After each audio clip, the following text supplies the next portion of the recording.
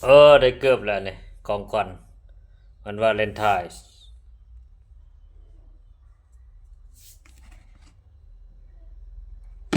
เกือบแลนออกกำลังกายแล้วบัดนี้เกือบมือส่งนี่เมื่อวานนี่ไปซื้อเด้ซื้อแถวอันใกล้ๆเต็กนั่นแหละ100,000กีบนะ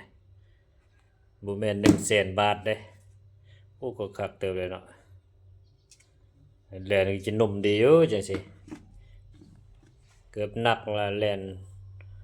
เมื่อยเด้อันนี้เกือบเบาแล่นสบายเด้นี่เอาสุขภาพไว้ก่อนเนาะ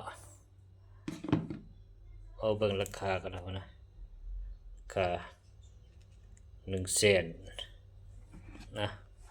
รางวัลเล็กๆน้อยๆเฮ็ดเป็นคอนเทนต์เนาะ